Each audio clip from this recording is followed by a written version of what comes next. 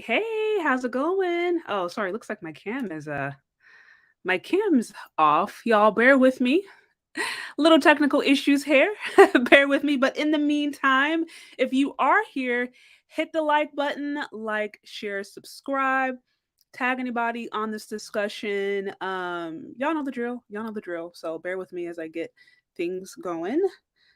Struggle streaming already. That means it's going to be a very good stream. Usually, when I struggle stream, that is always an indication that it's going to be top par, top notch. So, okay, let's see what's going on. Sorry, fam. Sorry, fam. Give me just one moment. See what's going on here. Okay.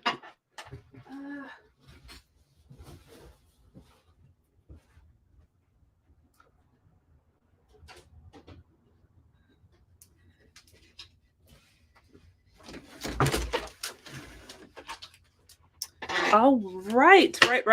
Are we good? Okay, there we are. Sorry about that. So let's start again.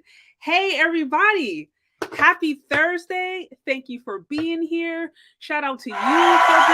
You can be anywhere, but you're hanging out with me. So I appreciate it. I appreciate your time, your support, your energy, all of that stuff. Also, I did want to take a few moments to shout out those who were generous to send me a Cash App last night after the live. Shout out to you, Maurice, for the 25 on the Cash App.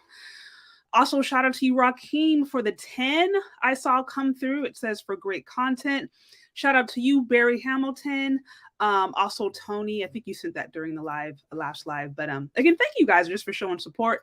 You know, this is a totally user-generated, funded show. So whatever money I get is from your guys' support. So as always, support your favorite content creators. The best way to ensure that your message is getting out there and the message that you support and represents your values is getting out there is by to share, support your content creators, and to contribute when you can do so. I appreciate you guys who really are here with me making this thing possible. So anyways, I am really excited about today's topic.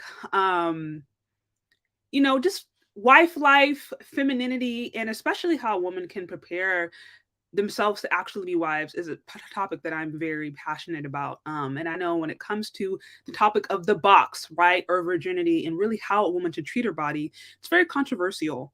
But nevertheless, I do think it's something to really address. And, modern society today says that a woman can treat her body like a trash can, essentially, and allow any and everybody to just well, not any and everybody, but any guy that she likes could just go in and out of it, could just pass through it. Like it's just like she's like some public park, right? Like whosoever will, let them come. Like this is how women treat their body today. And I don't agree with that. I think that while it's been promoted like women can do that and they can raise their body count, you even have like actual hashtags, and there's been contests of women trying to see how many bodies they can get in a particular day or particular week. This is seen as no big deal. I personally take the opinion that it is very harmful and very dangerous for women to do that, and that they should actually take the opposite approach of what is being promoted today. So we're going to talk about that today. Again, I'm really excited to have a special guest, Security Boss. I love her channel. I think I love that she is just an elder that's, I think, really coming in and bringing some wisdom. And truthfully, I hope more women, especially Black women, can start to listen into her instead of the other women out there who are bitter and don't have success in relationships and have never been married. I hope more people can start looking to her kind of channel, because those are the kind of elders that we need to see, especially in the Black community, be promoted. So without further ado, I'm going to bring her up. Guys, be sure to go also check out Security Boss's channel, like, share, subscribe, and get the message out there about what she's doing too. And all right, I'm going to bring her on. Hello. Thank you again for being here. Yeah, you're welcome. I love being here. Yeah. Conversations that we have. Oh, I see something colorful in the background. Looks like It's you have true. going on. Wow, that's pretty cool. Well, again, I'm excited about today's topic. I know you kind of got in a little bit of trouble a few weeks back about this whole topic conversation around the box, if I'm not mistaken. Or maybe not trouble, but there's a little bit of controversy that you experienced a bit. around this whole box topic of conversation. So it is on people's hearts and minds. That's And good. yes. You know, I think I think I'm not intending to start trouble, but I think the things I say, everybody knows that I'm telling the truth, but it's like their feelings get in the way, you know? Probably I already know some things I'm gonna say tonight are going to um it's gonna touch their feelings. They're gonna know that I'm telling the truth, but Yeah. it's the way that we've adapted and the way we live here in this world that it's just all acceptable and whatever we want to do is okay, but we know better. We know better, right? Mhm. And like you are, from the different content creators that I listen to, I think you by far are one of the most balanced and respectful ones out there. So if anybody is getting offended at you, it is strictly because the truth is maybe a little bit too much for them. Because like as far as your approach is concerned, nobody can say it's your tone. Nobody can say it's you're coming off judgments. At least, I mean, from what I can perceive. So No, it's more so that I just have my own opinion, which I kind of stand on it. I'll accept. Normally when somebody has a different opinion, it has to be an argument or it has to be a real big debate. I won't do that. I'll allow you to have your opinion. I'll even accept it, but I'm still go back to what mine is. It's like, oh, okay, I agree, but and I just continue it on with what I think in my own beliefs, and I think people just that's just new and different. Usually, if we can't think alike, we can't be together. And I'm the one that, yeah, I'm clearly the one that's no, I don't really care how you think. This is how I think, but we still could be friends. That's kind of different. People don't accept that as much. I think that's more adult though, because I'm like, if you can only be around people who are like you all the time, then how can you ever be challenged to grow? That's the definition of an echo chamber. And I understand in YouTube people like that to a certain extent, but it's like, to me, that's a little bit limiting. you know? Well, it's limiting. It's not independent in thought. But I'm just gonna be honest with you. Typically, that's a woman thing. In order for us to be friends, we have to all think alike. And the last week, I think it was, I said, guys, I'm not a part of the sisterhood, so understand. That's true. I will agree with you when you're right, but when you're wrong, I'm going to disagree. And it's like, you know how that goes. Yeah, absolutely. Well, on this whole topic of born again virgins, I mean, this term has been thrown around. Mm-hmm. I'm trying to think the first time I actually heard it. I don't remember if I actually heard it in a church or if it was online, but nevertheless, it exists. And I just want to get your thoughts on, in general, if you think just virginity in general is seen as something valuable today. Oh, no. No. No. Mm-mm. Okay. I don't know. Like, Nothing valuable. There's nothing valuable. Well, we can't do an absolute, of course, but there's nothing valuable about your virginity at all. Women have lost their value so much. And I think a lot of them don't even understand what that means. Like when I say women, we have to get our value back. They don't really understand how to get it back. A lot of them want to. A lot of women do want to be have value, but they don't even understand what happened. It's just like they're just living, going with what we call the norm. Doing yes. what this person said. Oh, I hear so many people tell me all the time, hey, look, this is reality. So this is what you should be doing. Oh, really? Well, I don't quite agree with that reality. So no, that's not what I'm gonna do. So yeah, I think it's a lot of we just don't know. We got to back up and slow down a little bit. So you would say women do not value virginity. I mean, I think that's pretty clear based upon just the evidence and what's really promoted in popular culture today. Would you say though that men do? I would say that men would say that they do, but this is gonna make a lot of people mad. Even for a man, having sex before marriage is still sexually immoral. Mm-hmm. So, do they? A lot of men do. Well, you know what? Okay, that's listen to what I just said. Wait, do they? Even though they would say that they do want a virgin woman, but the reality of it is still sexually immoral even for a man to have sex before marriage. So do they? Oh, so you're saying so do men value virginity based upon their behavior? That's the question. Yeah, that's the question. I mean, they say they want one, but how do you know what I'm saying? We moving as though, that's gonna be somebody else's woman. That ain't gonna be mine. I'm gonna find the virgin, but it's still sexually immoral for even a man to have. I know we have a double standard. I'm not dumb to that. I understand and I get it, but the rules still apply. It's still, it's sexually immoral even for a man to have sex before marriage. And I'm not saying, I'm not judging any one of them. It happens. I'm not, but it does. So do they really, or are we just saying things? Well, I think, I mean, if you're going off of just modern culture, I think the evidence is pretty clear that everything's in the trash can. The whole dating market is in the trash can. The way women treat themselves and present themselves in the trash can is in the trash. And I think men too are just like following suit, because to a certain extent, what do they say? Women control access to sex and men control access to marriage. I still believe that to be very true. So we see where that is all gone. Now I know, I mean, if you come from a more biblical aspect, which I know you and I try to, absolutely true. Like I think I've always hold the point that anytime a person isn't disciplined sexually, it's going to impact them, men or women, right? Now, I think it especially impacts women in a particular way because of just how we are biologically. And I know this is where sometimes people will get in debate. Some guys will say, well, look, polygamy was in the Bible and men had multiple wives and yada. So I'm not there to debate you. I'm like, that absolutely exists. And I'm not a theologian. So I can hear you if you want to make that argument.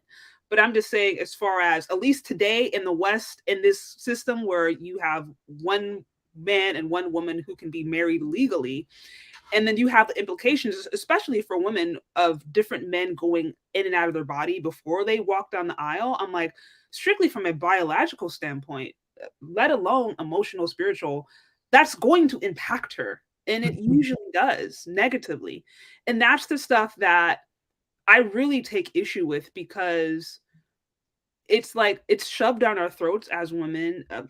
I can think of anywhere from when I was a young girl up to now, and it's like consistently being shoved. Like you're missing out on something if you're not exploring yourself, if you're not having casual sex, if you're not, figuring out, finding yourself in the context of these different sexual escapades with men. You're missing out. Like that's the message that we all got, and I just find it flat out problematic and flat out wrong. And there's so much negative that comes from that. And yet I think there's a constant need to try to downplay that. So let me say this. There was a couple of things that you said. When you mentioned that right now, this culture, the things that we do is pretty trashy. Yeah. And then you mentioned virgin and it being more of a religious or biblical thing. But when you mention virgin, isn't that what it actually is? So how can we take virgin away from being biblical? So it's either, how we kind of do, we're doing both sides. We're doing things that are circular, as far as having sex, going into our fleshly bodies. But then we're saying that we want virgins, which is definitely biblical. But then we say we're not religious. We don't have any relationship with our creator. We don't even think about it. So it's kind of like we're just kind of all over the place. So I agree. I think you kind of said that. So I agree with that. But I'm just trying to figure out, as far as the born again Christian thing, born again virgin, I think that mostly comes from, the term itself, it's not real. And there's no way that you can undo intercourse. But we have to think about that too, that there are a lot of people who have intercourse that are not willing to have intercourse. So I think sometimes these terms and things we put into place are for the masses. Does that make sense? Not everybody is having sex willingly. Sometimes people are, SA'd, things happen. That's and women. Honestly, men and women. Right. So they're not virgins anymore, though. If we really want to be technically. Yeah, that happens. Yeah. They're not. So we can't just say that particular person gave up their, you know what I'm saying? So we're trying to have a term that fits the whole situation, I'm assuming. But what it really means is that's a woman who has had intercourse, and she's decided that, I'm at a point in my life now where I want to redeem myself. And when you say that, God can redeem you, and you're talking about your mind, your body, your spirit as a whole, you want to be redeemed. Meaning when you did say yes to intercourse, you didn't know what you know now. Now you are saved and you're asking for asking to be redeemed, your whole body, your spirit. Now I know what this means to me. So that's what it means. I'm born again to this. It's not so much the technical part, because you already know we can't go back technical and put it back together. So that's what it means. Yeah, no, and I do want to touch on that in a little bit more deeply in a bit, because there's a few more questions I have related to that, specifically the term born again version, whatever that means, because I think there's a lot to that, right? And you kind of alluded to that. It's like, okay, well, born again based upon what? Are you now trying to walk with God and live according to biblical principles? Because if so, then okay, that term makes sense. But if you're just kind of like out there doing your own thing, you're an atheist or whatever, spiritualist, and then now you're trying to take these very Christian term and apply it to your life, it doesn't really make sense. So I do understand that. But I mean, going back to the original point, we were talking about virginity being valued in this society. And I think you hit the nail on the head, where it's like, we can say to a certain extent that is valuable, but based upon the behavior of the masses, we can see that it's just not. And a lot of women themselves don't understand their value. And I would even argue, as a result of them not seeing their value, men can't see their value, because you teach someone how to treat you. We do. It's like, based upon the way we treat ourselves is largely people are going to take note of that, right? So if we disrespect ourselves and put ourselves in situations to continually be downplayed, then eventually people are going to join in on that, because they're doing it yourself. So that exists. But with that said, why do you think sex before marriage is bad? Well, it always says you're celibate before marriage and you're monogamous after marriage. But because actually, sex was made for marriage, if that makes sense. Mm-hmm. It is blessed within marriage. So if you're doing it before marriage, you're fornicating. It's what your Creator has told us, that it's sexual immoral. It's a sin against your body, your soul, your spirit. This is what it is. To do it with different men, I'm assuming. If I don't know if we're going that far. Are you saying with one person? If it's with one person, then it could be, he could be seen as your husband, the way it was supposed to be, or the way sometimes it happens, that man that you had sex with, say it was one man, he would basically you would be becoming his wife. He would have to pay a certain fee or what have you for you to your dad. And then it was done. If it was just that one person. Now that's not what we're doing today, though.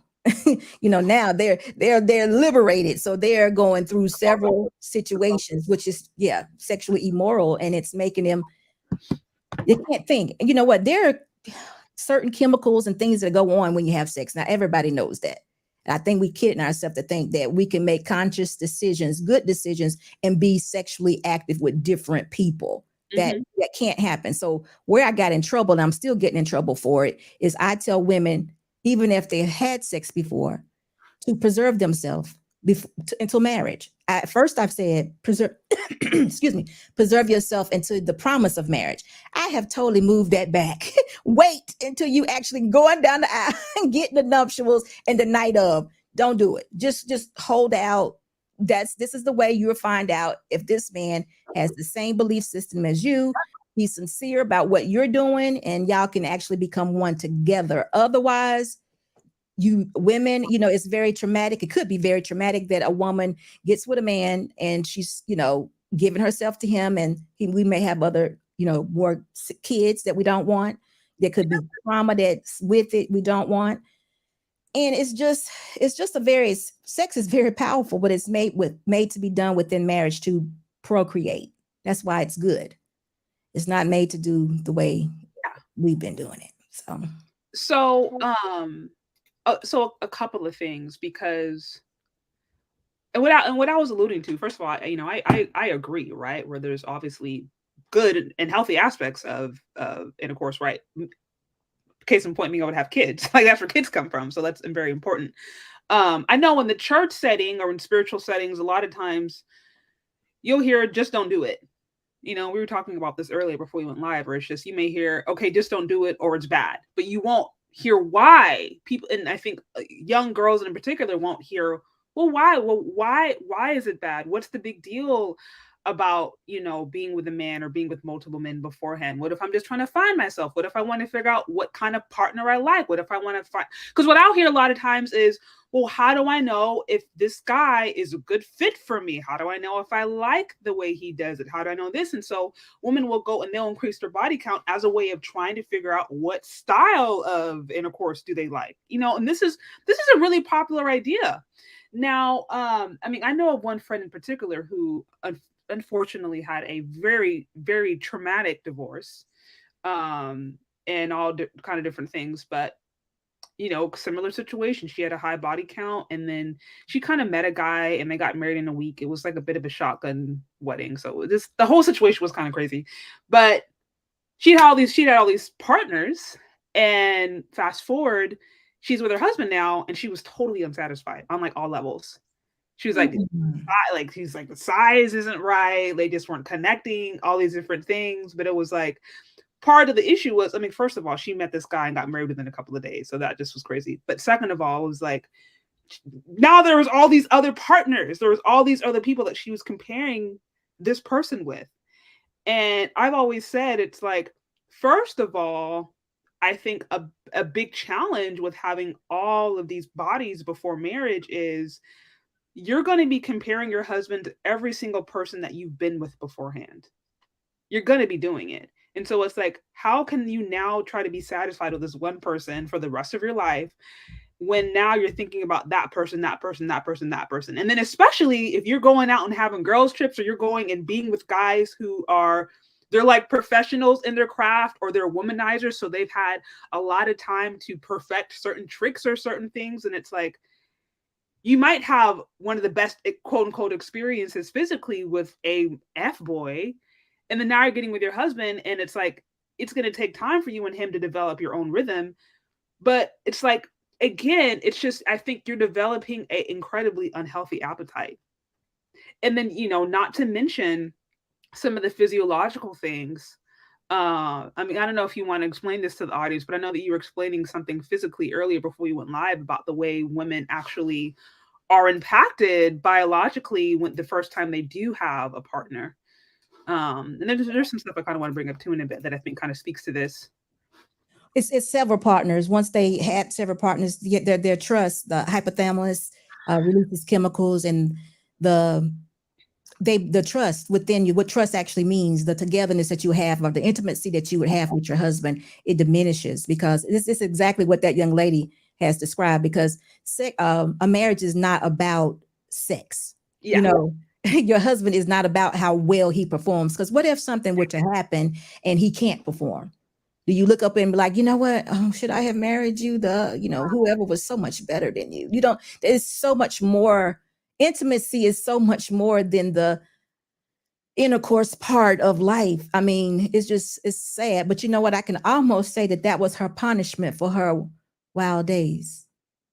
Do you ever thought about it like that? You went out there experiencing too much life. Now you are with a man that probably loves and cares and is dear to you, and he no longer satisfies you, or he can't satisfy you. I would say that's almost some sort of punishment for maybe not redeeming herself, or maybe being too much, too into the world and not into the marriage, because marriage is so much deeper than that. But going back to what you said, it is a thing when women are engaged with too many men, per se. It loses the ability. Some would call it women kind of get hard, or is it hard or stiff or whatever. You can't make I've heard them say you can't make the connection that you need with your spouse.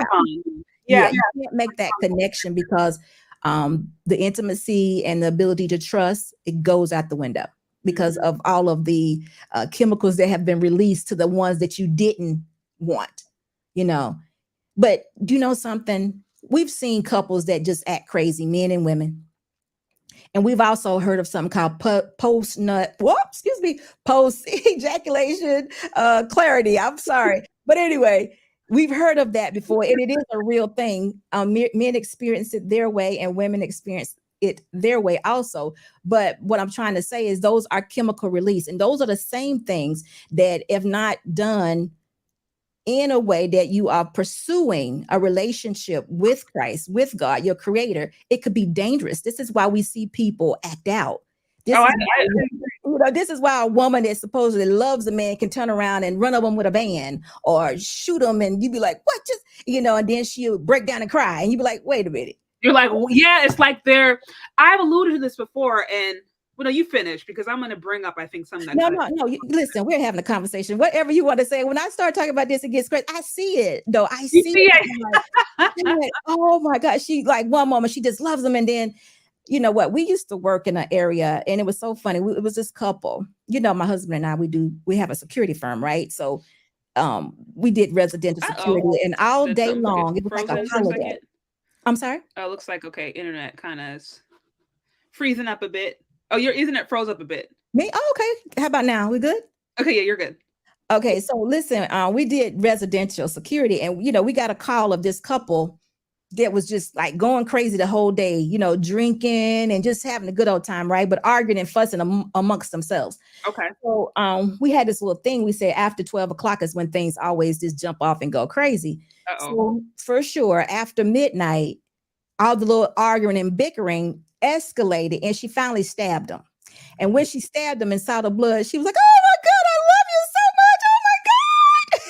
I was like, "You have been threatening this man all day. And now you finally stab him. He's bleeding." And she just laid out on the floor like her life was over. She stabbed him in the leg. Of course, he was going to be okay. But I mean, it was just so crazy. It was like, well, what is wrong with you?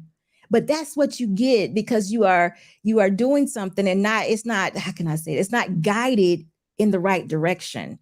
It's just not being blessed or covered. So you're just out there doing something with individuals that y'all don't have the intentions on living, let's just say, with morals. So it's all being twisted up, and it just looks like crazy. And someone said bipolar behavior is exactly right. But that's how it happens. That's how women so easily, or even men so easily, that it almost looks like they love them so much. It's like a dangerous type love. They care so much about them, they can't care about themselves. Yeah, well, that's that toxic. That's that toxic kind But of. it doesn't start that way, though. It's just something that it doesn't start that way. It happens, and it just like I seen a woman one day just try to run over her man with a van. He jumped out the way. She ended up hitting a innocent man. Snapped right out of it. Oh my God! It's like, what did you think was going to happen? This is why some men are legitimately grabbing their passports, and I'm not mad at them because I'm like that. I mean, look, but is that really the answer? To grab a passport? Right. I don't have a problem with them grabbing their passport, but you're still dealing with a woman. Is that really the answer? We're still having sex, and that's what we're talking about, right? Well, I think there's a couple of things going on, and I'm not a man, obviously, so it's like I don't know what it is to be in that place or in that position and to be looking for a while. Like, I don't know. So it's like I don't want a woman's plane, but I do understand because I can think of men that I know personally in my own life who are they're devout and they ascribe to trying to be a Christ follower, live things biblically, and so they choose not to engage in certain things. But even when they go into churches or certain circles where women are supposed to be spiritual, religious, they're still doing the same thing. They're still thoughting it up. They're still maybe going to a service and then going and listening to a Black femininity channel and then going doing a girls trip and then getting their back blown out and then going back to church, talk about God forgive me, born again virgin. So it's like they'll still run into the same hypocrisy that they'll see sometimes with women who say that they're trying to follow God's way or not. So it's like I can understand that this culture in America ultimately has a lot of toxic elements, and it's like if you just want to be a culture where women like you don't have to work through certain things. Off the gate, women understand submission. Off the gate, women understand valuing their bodies. Off the gate, like I could see there being a benefit of going to a culture where that's a lot more ingrained, where all that stuff isn't broken down. Because out here, much of it's broken down. Whereas in other cultures, it's like not so much. So I could understand why there could be an appeal for that. Yeah, it could definitely be an appeal for it, but you still have to look for the same things. We still have to, just like myself, I had a child, I was a single mom for a short period of time. Just like me, if I'm saying to you all, I did not know until I knew. That is going to be the story for a lot of people. I don't think in other countries, I don't know, I'm not there. I don't think it's being discussed what sex does to you and why you shouldn't. Most of the time, daddy is saying you don't. Yeah. Cut your head No. off or something to that nature. You know, it's not a, well, darling, you shouldn't do this because it's immoral. It messes up your psyche. You know, it's a sin against your body. I don't know if they're saying that, but if they are, then that would be great. Because that's exactly what we need to say to the younger women that we know and come in contact with. Absolutely. And I say that. And you know, I always I have, and that's obviously what I'm really passionate about. And I speak specifically to women because first of all, I am a woman and I feel like I have more experience in that. And I just think that's maybe where we have just a little bit more connection and authority. I try not to, it's like as far as men are concerned, it's like I'm not a man. So I usually try not to get into, okay, men should be doing this or that, because it's like I'm not a man, so I don't know what to tell you to, you know, what to do. I mean, biblical principles are what they are. Yep. I think you know, there's certain things where it's just like, I think a man would say that better, or I think a man would kind of hold that line better, because I can't explain to a man, you know, why you should be looking for a wife this way or that way. I don't know. That's not my lane. But I can say, as a woman, if you're engaging in this kind of activity, this is negatively impacting you. Men have their own part and they have their own things that they can be working on. And I think there are, you know, guys out there who are working on that and holding them accountable and should continue to do so. I find right now too that women are just so out of order by and large, that it's like we have our own stuff that we can get together, that it's like that's a full-time job in and of itself. Like just us figuring out what's right, trying to get back to a sense of, you know, okay, what's good? Like how do we treat our bodies in a way that's respectable? Like, you know, like so much is out of order. Like I feel like it's just utter chaos sometimes when you It just is. Mm-hmm. And it's contributed a lot to, of course, you know, the feminist movement and sex, you know, just being sexually liberated. We cannot think Right that way, you know, so that definitely needs to be corrected. That is why I got in trouble the other day, like you said, but I'm telling women to preserve themselves for marriage. But even when I say that, you have people that like, she's already given herself away. Why should she stop? You get what I'm saying? So it's like, wait a minute, though. You know, you want someone who has some sort of virtue. Virtue does not equal virginity. Virtue means high moral standards. It means I am now living for value. My box and all of this is connected to my emotions. I want a man. I'm showing you my value. I want to be a wife. That's what that means. High moral standard. I'm no longer liberated when it comes to sex. I know now where my value lies. That's what that means, you know. Right. But yeah, I don't know how much that's understood though. No, I think you're right. Well, and there's a couple of things that I want to unpack there, but before I do so, I think it's definitely connected. And I did want to bring it up. You saw this a little bit earlier, but this is an article going back to the original question that we're kind of hashing out right now around The offspring, around sex before marriage in Mm-hmm. general, or this idea of having a high body count. And when I posted something about this, I think a couple of weeks ago, there was this, you know, term, I think it's microchimerism or something. I probably butchered that, but it's a scientific term that kind of suggests that, you know, there can be genetic material actually left in a woman's body after she has intercourse. And so this article came out, it's from Time magazines, and they kind of reference a few different studies. But basically what it says, it's making this theory that previous sexual partners can actually affect offspring. And here, you know, I'll read a little bit of it. It says it's been a long held belief among animal breeders that purebred progeny are best produced by females who have never mated before. So again, saying it's like, if you haven't mated before, if you haven't been with another specimen before, then that's the best way to make sure that your offspring comes out pure.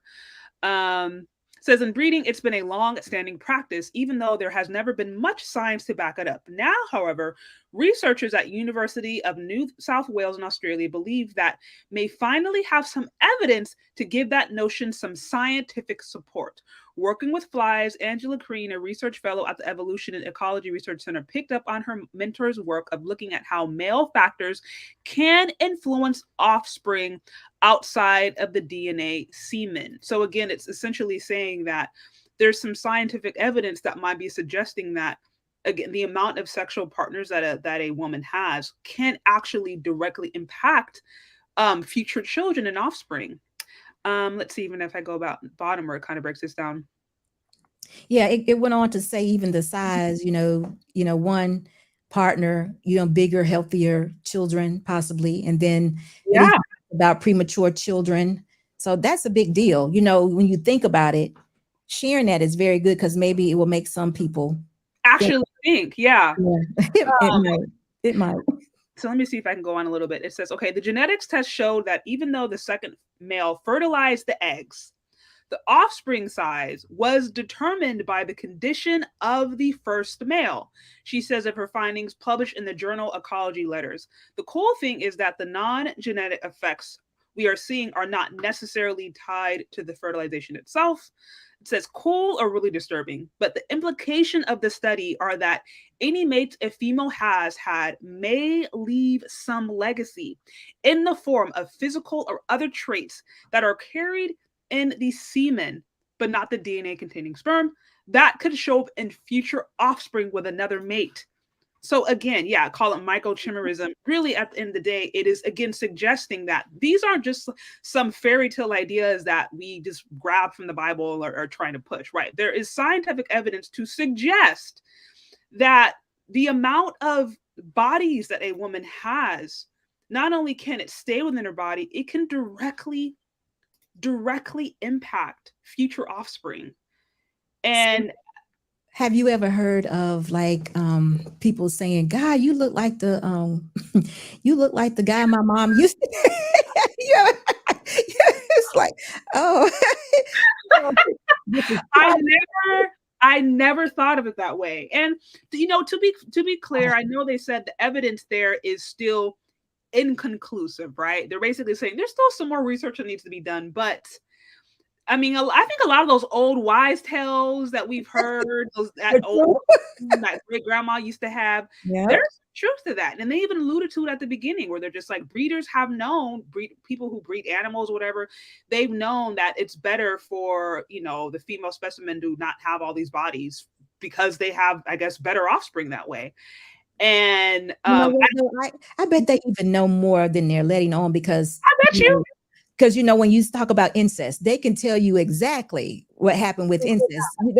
Yeah. What happened to the child? This probably came from this.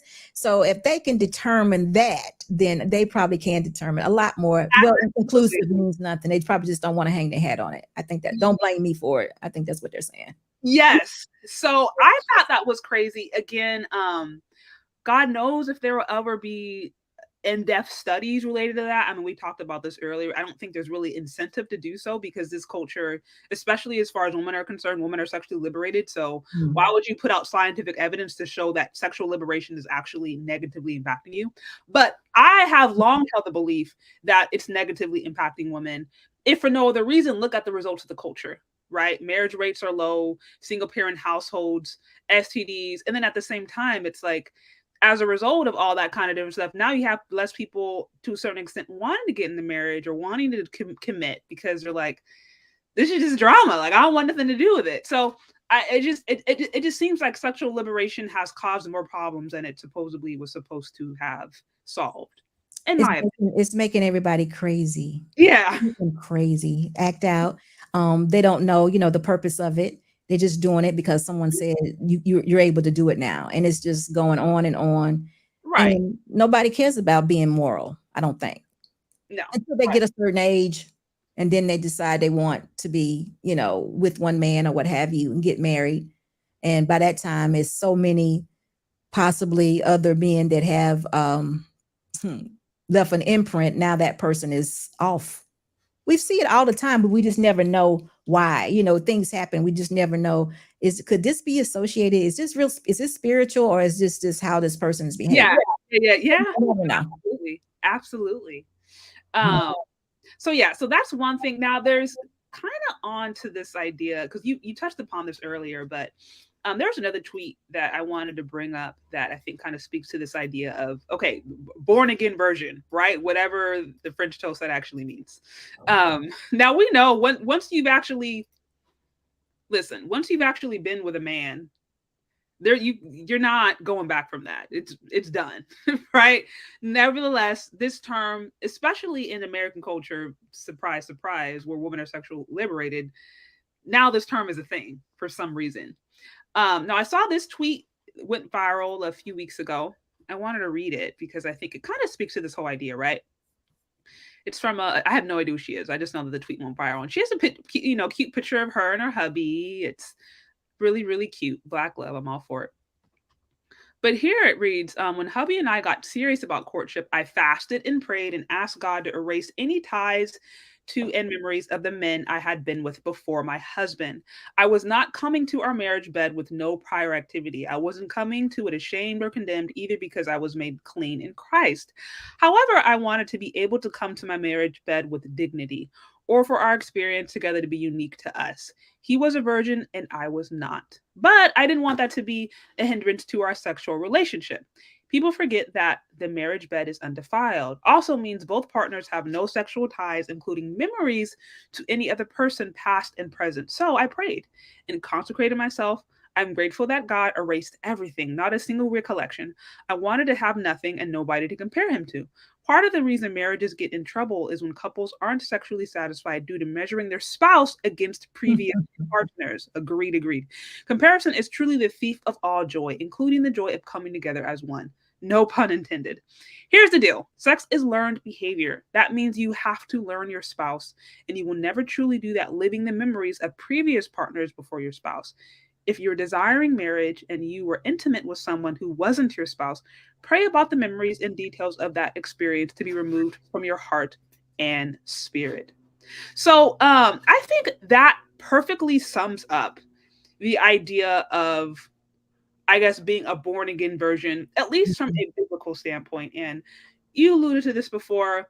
I totally believe from the Christian perspective, or from the perspective of okay, I've chosen to live this life, so I've chosen to give my life to God. The whole concept of being reborn and choosing to live a different way and having your spirit and mind cleansed and renewed, it's very much a spiritual process, and that is a part of that belief system. And I totally and completely understand that. Now, I think the problem becomes today this term is kind of being thrown around with people who have never expressed any desire to live any kind of spiritual life in any way, shape, or form, right? Uh, Um, and yeah, they're just waking up one day and it's like, okay, I'm just gonna be born again virgin. And you're like, okay, well, born again from what? Because like born again, actually, there's like an actual a context to that, right? It's like if you're talking from the Christian context, it's like, okay, I've repented and I now want to follow this way of living, right? I want to follow this spirit, go through the spiritual transformation. So that's what the born again is from, from that, literally coming from that tradition. But outside of that, it's like, okay, well, then what are you born again of? And I, so that's where, it's definitely a cleansing, or you're redeemed. You're asking to be redeemed. It's some people might say you're now saved. You're asking God to forgive you for all your sins, and all of them, including your sexual sins. Mhm. So it's supposed to be a cleansing, a mindset change. Now you're searching for the value or the virtue, and you're of a higher moral standard. I'm not going to participate in these things anymore, and I'm going to pursue to have a better or a relationship with my Creator. You Yeah. now are recognizing what a wife looks like. I actually think it's the same thing as women becoming, who've never had an example, becoming a wife. It's a mindset change. I don't think you can be a successful wife and not have a mindset change, or I agree. I put agree. away your single thoughts and then become a wife. I just don't think you can. So, but you know what? You said that this is something that you've been hearing. I have not heard people use this term lately, the born again virgin, until I did say, and I don't use that. I used to say, preserve yourself. Yes. Work. That's all I say is preserve yourself and work on becoming a wife. It is a total mindset change. But Yeah. you can't be renewed with having different sexual partners. Your mind is cloudy. God cannot use you in that state. He cannot reveal the things, the spiritual things that need to be done in order for you to become one with someone else. So it makes sense, but you just have to believe.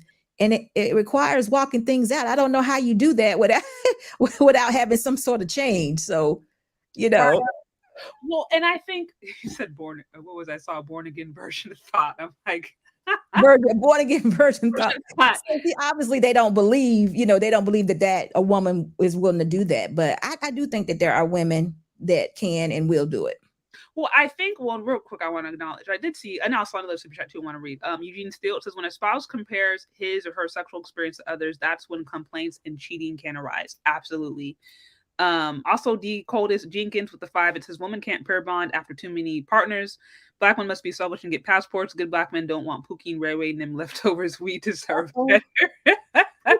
Ray leftovers. Leftovers. And like I said, Listen, I'm not here to tell anybody I'm for people getting the best option they can get, man or woman. Now, whatever that looks like, I'm like, that's on you to figure that out. But if someone feels like their best option is abroad, I'm not gonna sit there and tell a man, you need to stay here. You need to look, you're a grown adult. Do what you want. Go find love. I agree with that. You need to find love wherever. Yeah, I want you to find love. So wherever you gotta go. I'm just still saying though, a woman is a woman.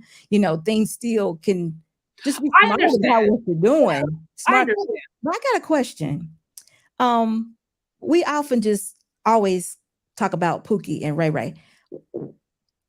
Can we convert them? Can they be converted? It seems like it's a lot of men that are Pookie and Ray Rays. Can we convert? I want to really know what a Pookie and a Ray Ray is, because I'm just having trouble. Can they not be converted? Can they not be better? And what classifies you? Because it absolutely seems like they're the face of our community. I mean, it's always the answer is Pookie and Ray Ray. I'm like, wait a minute. I know a lot of good men. Why are we always talking about Pookie and Ray Ray? Well, it's because the worst of the community has always been at the forefront, unfortunately, when it comes to how we're being represented.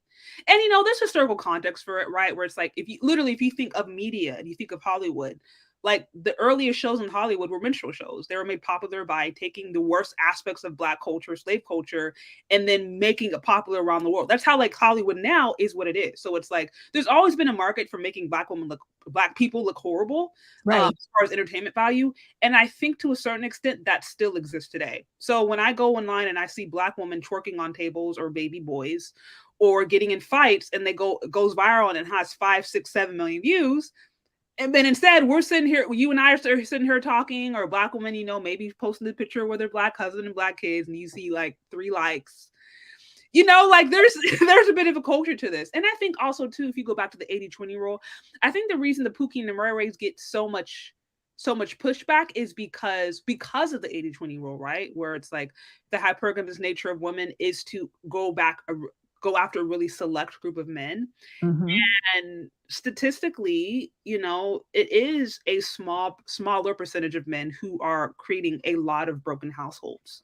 Not all of the men, but if you think a majority majority of Black men right now are single and childless, and you hear all this narrative about these men ain't this, these men at that, largely from female channels, they're talking about their experience is with the Pookie and Ray Rays. It's not with the corny lame guy that they passed over. Exactly. That's my point.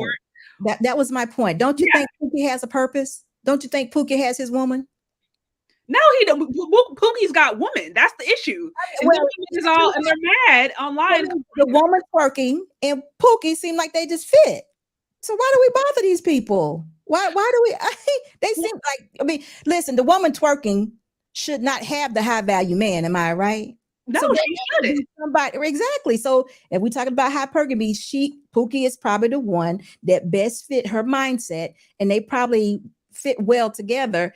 But I'm just wondering why they get to be the face of all Black women. All Black women, no Black women is this, or all Black men that are negative, I guess, in nature. Pookie and Ray Ray. It's like no, they out of that. They're good. Well, no, and I hear you. I hear you. Where it's just like, why is it that the worst among us is a representation? And I can't say that I figured it out. Now, I did allude to the fact that there's always been a market for that. there's always been a market for Black people looking horrible and not making money, and so that market is robust and continues. So I think to a certain extent that could be why. Yeah. And also I think, okay, because you made this point where it's just like, okay, well, why don't the Pookie can go with the woman who's twerking on the table, twerking on his baby, and they can go over there. The issue is you'll even have some of these twerking on table women going to colleges and going and getting higher up positions, editors of magazines, getting positions in college. Like some of these women will grow up in these areas and be able to actually maybe put themselves in another class, but they're still dealing with the Pookie because the Pookie looks like Derek Jackson, right? Or they're still dealing with that dude because he looks a certain way. And I think this partially goes to a uncomfortable yet very real truth about what goes on in Black culture, where I think women sometimes we just don't know how to pick right. We are attracted to, I'm not saying this is all of us. I'm not saying this is all of us, but a large, based upon the data alone, even if you don't want to agree with me, if we look at the data alone, right, I think it's safe to say that women don't really know how to pick. You know what? The reason why is because the lack of the value. So Yeah. it goes back to what we initially said. But my only point was, I wish we understood that Pookie and Ray Ray, I wish we didn't have to call them that, but they have a place. They have a place and they have their woman, you know. But, you know, that's not who we're talking about. They live in their life and they're not really trying to change anything. They're fine. I hear you. I hear you. You know, and I'm not talking to that woman that is sexually liberated. I'm talking to the woman that has got caught up in the middle of something. Whereas, you know, I heard somebody say it like this.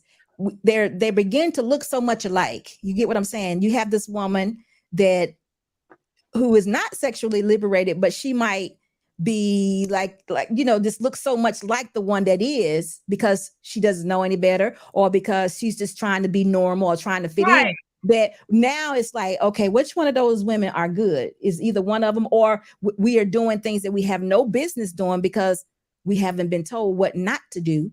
So now we just, you know, it's a large brush. We're just brushing it. All of y'all are sexually liberated. And I'm telling you, I have women. I'm gonna plug something really quick. I have women coming to Wife Ed, and those women who have chosen to come to Wife Ed want to be married. They want to know about all things wife.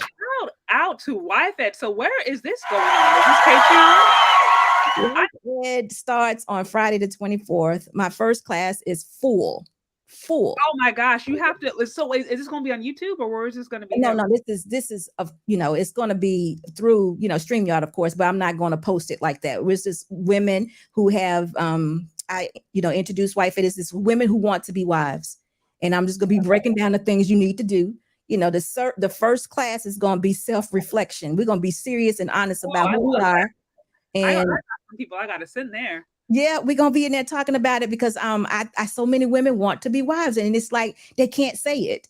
You know, they can't say it. It's like they have no voice. They just kind of somewhere looking around. You know, it's like they've been overlooked, and you know, especially in these spaces, it's like because they'll get chopped the head up. You know, and you know that brings me to another point, because I'll probably tweet about that. But it's like, there are good women, right, watching the sidelines who just are afraid to speak up. Now the issue with that is, to a certain extent, if you're silent and complicit, then the effery continues, right? And then are left to come to their own conclusion. So at a certain point, somebody has to put on the bigger poundies and say, look, this it's gone too out of hand. I stand with these women over here. But with that said, definitely when you go, if you have any marketing stuff or whatever, let me know, because I'd love to promote that on my channel and get the message out there. Like, hey, if this is something that you're interested in, go over here. I had an interview yesterday with a friend of mine who and she was very candid, where she was like, what a lot of times these single women won't tell you, whether they're silently watching in the clouds or fronting, is that when they go home at night, they're crying themselves to sleep. Every night. They're leaving their corporate jobs, or they're leaving the Amazon warehouse with so-and-so talking about their husband, and they're putting on the strong, independent woman face, and they getting in that car bawling. Yes. Okay. Or they are home shutting the blinds, sobbing, soaking up their pillow. That's what they're doing. But they do not want to be alone. They don't, but they know nothing. You don't know how many women have come to me and say, I know nothing about being a wife. I have never seen it So many done. women. That means they have generations of nothing but women that have babies and they've never been married. Is that not wild? That's wild. It's absolutely wild.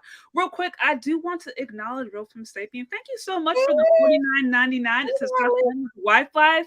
Love watching the channel growth between you two. Thank you so much. That go the money. That go the money. That go the money. That mother money. Money come. That money come. That go the money. That go the money. That go the money. That go the money. Again, special shout out to you, Real from Sapien. I'm very excited about this Wife Life panel that I don't think I've officially announced it yet. But yes, we are going to be doing some more wifey stuff. Because like you said earlier, SB, first of all, the image of the Black woman right now is the hell, right? It's just trash, right? So it's like, this is why I love working with women like you. This is why I feel partially responsibility as much as I can to put an alternate message out there. People have the right to choose whatever path that they want to choose, but we need to now know that there's a other side. We're not all going on here twerking on tables and twerking on babies. No. We're not all doing that, and not everybody is out here with multiple baby mamas, crying about, I don't know, whatever, like not paying child support, in and out of jail. Like, that's not the face of every Black person in America. And it is frustrating that that seems to be the things that go the most viral.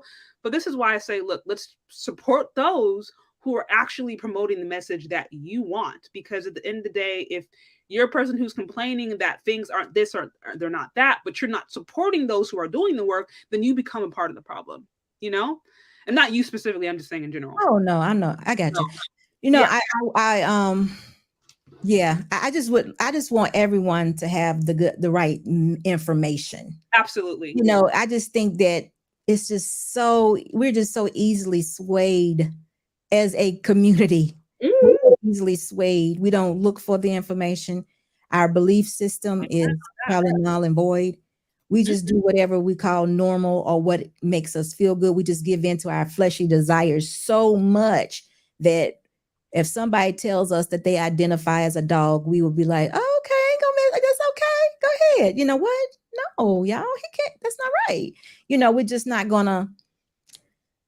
We're just gonna kind of just go with it, whatever that happens, and that's not cool. I think we just need to take a little bit more of a stand. The nuclear family is the answer. It is. It always has been. We can just sit back and watch the system tear this community up. Left and right. You can almost just identify as one by one. Let's break down this woman, get her out, get her crazy, take the man out the house, and now we got nothing. So we see what's going on, but we have no fight. It's like, okay. Absolutely. So there's a lot of work to do. And also, and this is, I'll say it real quick and then we can move on because I have a few other questions. Going back to what you were saying earlier about, the twerking Black woman, for lack of a better term, her having her place, part of the problem is that twerking Black woman may become someone with a lot of influence. They may become a Cynthia G, right? Or they may become a woman that has 200,000-300,000 followers. Yeah. And that's partially why you see this stuff seems the face, because the women of influence, or the women who have gotten to certain positions of power, so it seems, have that lifestyle. And that gets into a whole nother category as to whether or not that's actually on purpose and whether or not that's a part of a greater agenda. That's a whole other debate. But nevertheless, that is what we see going on. Why I did that thing on Paris Milan, where I was just like, I was getting ready to say her. But don't you think that's really weird? Because you got Paris Malone, you got Beyonce, Sierra, what's the other? Sierra?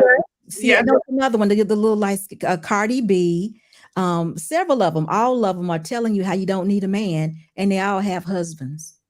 Even a lot of elder women, they will tell the young ladies, don't let that man talk to you like that. He ain't nothing. He's not this. They just all against Black men, but they all have husbands. I was like, this is why I always say the sisterhood will keep you single. The sisterhood literally will keep you single. It's like, do y'all not see what's going on? Absolutely. But they'll just be like, they don't see it. And you could just tell them, she just told you not to entertain a man, like men are the plague, but she got a husband. When's she going to leave him? She's not. I got one girl. I'm actually, after we get off, I'm probably gonna hit her up and be like, you need to go sign up for SB's thing. Oh, it's too late. It's full. That's why did I not say that? It's full already. That's for your first class, but you're gonna have more classes, right? Yeah, but we doing this is gonna be 4 weeks with this one. So Okay. it's like, until I figure out another way to have it, we can only have like 8 people in a class. Okay, well, we're gonna have to figure, because I eventually would like to do something like that. I'm just so new. So it's like, look, I'm not at the point where I need to be giving.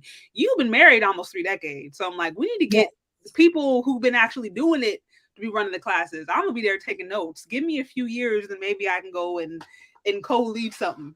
But I still want people who have experience to drop in and tell, listen, I was on a panel last night at the cruise season and it was so refreshing. And I know this has nothing to do with anything, but I got to let you know this. We talked about love and marriage, man to woman, woman to man all night. And everybody was down. It was the best. Marriage was an option. It was like, oh, kumbaya. Oh my God. No arguments, no disagreement. Oh, I love it. It was a love fest all night. Do you believe that? On these panels, it was a love fest the whole entire night. I was like, remember I told you the last time we spoke, I said a year ago, it was a war, a gender war between men and women. I say now they're speaking about marriage. And that whole panel last night for 3 hours, almost 4 hours, we talked about nothing but good marriage, good love, and good relationship. I love it. And also, do you think any of those conversations are going to go viral? I don't know. I'm gonna try. I may have to go and check out cruise season and see if I can do a little review, because that's the kind of stuff I want. You want it? Listen, it was amazing. Do you know how much people have been fighting in this space for the last 2 weeks? I know you've been seeing it. It's just been ridiculous. Wait, cruise season or what? No, not at cruise season. Just different spaces. It's just been one argument and one debate or one just after the other. So many people, it's like, wow, I can't even turn on my favorite people and say hello because it's a fight. And I'm like, wow, what is happening? And last night we had one of the best shows ever that I've seen. And I was like, this is like outstanding. It was all about marriage. Oh. And you know how we feel about marriage, right? Yeah. Okay, I'm gonna have to go check that out. Sometimes I get, I won't say tunnel vision, but I go in and out of, because like right now what I'm doing is me. So it's like any editing, any pre-editing, any uploading, like it's all me. So sometimes it's like I just simply don't have the wherewithal to go and listen to some other people, because I'm like, let me try to get my own content, my own ideas. But I'll have to go check that out, because I love hearing about people. Yeah, you said I got help over here, so it's easier for me. Yeah, right now I'm like, I'm not at that. That's goals right now. I got my own production team. Yeah, no, that's goals eventually. My husband's busy working, and this is I know. Wow. Whole project. So but anyways, okay. So I know I want to get right back. I know, I'm sorry about that, but I had to tell you about the marriage thing. No, that's great. I'll check it out. Anyways, guys, if you're here, like, share, subscribe. Y'all know the drill. Yeah, y'all know the drill. Okay, let's see. Next question I have. Okay, so just in light of all the craziness that we've talked about for the last hour or so, do you think celibacy is even possible today? Celibacy or abstinence? I do think if we speak to young ladies, they can be celibate. And what I mean by that, virgins. And I do think abstaining is very possible. It all depends on your desires and what you want to do and how you see yourself. I think it's definitely a must for a woman in 2023 to do that. If she really wants to be a wife, a real wife that has success and sustain a long marriage. It's just got to happen. They need to understand what it's like to be a wife. Now, for me, marriage is all about Bible. It's a covenant. And in order to get that, your mind has to be in a certain place, not typical, but in a certain place. And if you can't get to that mindset, then you should not try to be married. It's not going to be good for you. And what that means, if that means, listen, girlfriends, you got to go. If that means no more, right? Yeah, you got to go. If it means that I can't be sacrificial, then don't play with it. It could be so good to be one with an individual and be that intimate with him. And that could be such a good feeling. It's like one of the most important relationships you'll have in your entire life. It could be absolutely the best, but it could be the worst also. So you have to understand that. You can't play with it. It's just one of those things you can't play with. Right. And as somebody who was abstinent until I got married, I obviously believe it's possible, but I think to your point earlier, it does have to be a personal choice. And obviously just hearing that don't have sex, like just hearing that doesn't necessarily mean that people aren't going to do it, because people hear it all the time in church and they go ahead and do it. I think there's something inside of you that has to recognize there's a reason that I'm doing this. I know for me, because I decided earlier on that I wanted to try to live a life for God, I took that vow seriously. And that was one way that I could do it, was abstain and try to just not engage in certain things before I got married. And I, in no way, shape, or form, feel like I missed out. Alluding to what I said earlier, where it's like there's all these messages that you got to find yourself, you got to try this partner, that partner that you like. And I'm like, as somebody who actually didn't do that and decided to abstain, I don't feel like I missed out on anything. I don't regret, or I don't feel like I don't have regrets of oh, I didn't go to have girls trip, or I didn't sleep with that guy or that guy. Like, you don't, rarely, if ever, do you hear people saying that they regret abstinence, but a lot of times you hear people saying that they regret sleeping with that person or that person or that ex. Absolutely. You don't regret, you can't regret something you never done. You're not missing out on anything. You have nothing to compare it to. Right. You know what, in a life like that is like free of who your baby daddy is. Do I have an STD? Is my period coming? Right. No, you trade it in, forget that. Wait. It's great. And the great thing about it too, it's like, it really gives you more space for certain things. Yeah. Like literally mentally, emotionally, like there's not those soul ties, because even without sex, you can get bonded with a person sometimes emotionally, just through talking and different things. So it's like, you add that component of sex that you alluded to earlier.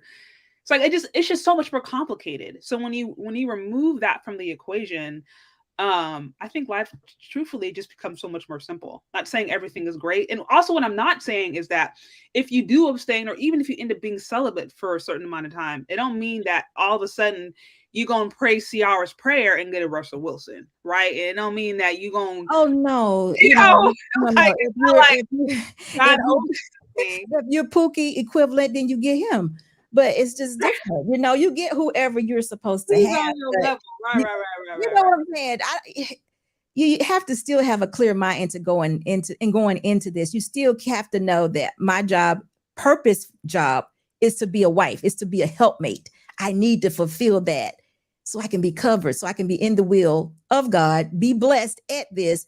And you can just see a difference in that person. It's a real thing. But I just think people just really honestly think that we just put here just to take up space. They don't think that this is real energy, this is real being. This is real. It's real. It's just not a thing.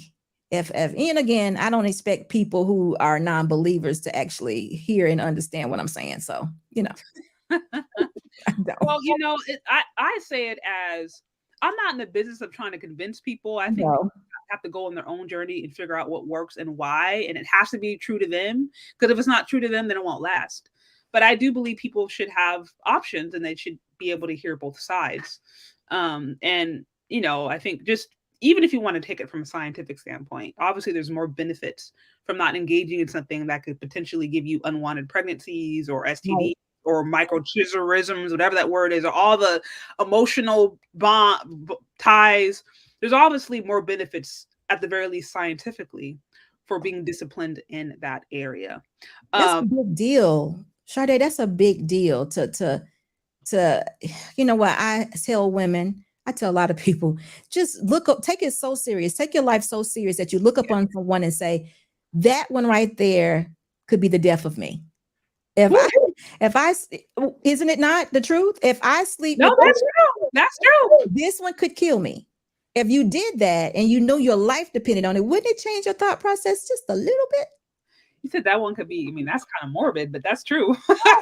Okay. Do we not know people who have, I call it the package, contracted HIV from having random sex? Oh no, we know people whose lives have been changed from a night, or in some instances just for a moment. We all know.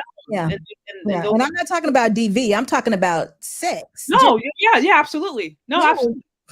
We all know it, and it is an important thing. And to your point, it's beautiful, but it's also very, it's kind of like a car. If you give a car to a 3-year-old, right, there can be a lot of damage to it. It doesn't mean that the car is bad. It just means that that 3-year-old wasn't prepared. It didn't have what it took at that moment to be able to handle a car. That's what I think it is, the same thing. It's like, this is a beautiful thing, and it obviously has its place and its purpose. But like anything, if it's done outside of context or if it's just mishandled, it can equally cause a lot of damage. Yep. And another thing, kind of going back to what I was saying earlier about if a woman chooses to be celibate or abstinent, which I agree with, and I'm sure you would too, having healthy expectations that does not necessarily mean that your life is still going to be perfect. The reason I bring that up is because, in the thumbnail, for example, right? Like, I put the Meaghan Good and Devon Franklin, who they had that whole book around the wait. And their whole thing was like, oh, we waited before we got married to engage, and therefore our marriage was blessed, right? That was kind of like the premise of their book. If you read it, I don't think I read the whole thing, but I read an aspect of it, and it was all about it, trying to do God's way, right? And then fast forward, they get a divorce. And this is partially why when people hear about born again virgins, especially men, when they hear about women, the typical church girl being a born again virgin, they'll roll their eyes because they may think of a situation like Meaghan Good and Devon Franklin, where they're just like, they did that whole churchy thing, and look where that she ended up still being a thought. She ended up still being somewhat of like a 3 or 4 in her mindset, just based upon the evidence, or just, that's the assumption they can make. But their marriage didn't last. But they wrote a whole book about how doing it God's way supposedly worked, and it didn't. And so it's like, you have those examples that are real of people who try to do the whole born again version thing, and then it crashes and burns. And I think that leaves certain people being like, this whole thing is fake. Like, this is whatever. Like, once a 3 or 4, always a 3 or 4. I don't know what you have. What you would say? I don't know. I mean, I don't know the reasons why those that Meaghan divorced her husband. I thought they had a pretty good relationship. Someone told me, I don't know if it was you, that it was someone that was very influential in her life that told her to leave that relationship, and she did it. Now, why? Was it Meaghan or Tia Mowry? I thought that was Tia Mowry. I don't know. No, it was Whoopi Goldberg. Wait, Whoopi Goldberg told somebody, Meaghan Good, to leave her husband. Listen, like I said, this is why you've said it before, that the last thing people want to do, and I don't understand why any married woman would take marriage advice from a single woman. That makes zero sense to me, especially a single woman that has been divorced multiple times. Well, you have to look at the dynamic, though. She has that Harlem, what's it called? Harlem something? TV show like Sex in the City. Oh, what's it? Meaghan Good?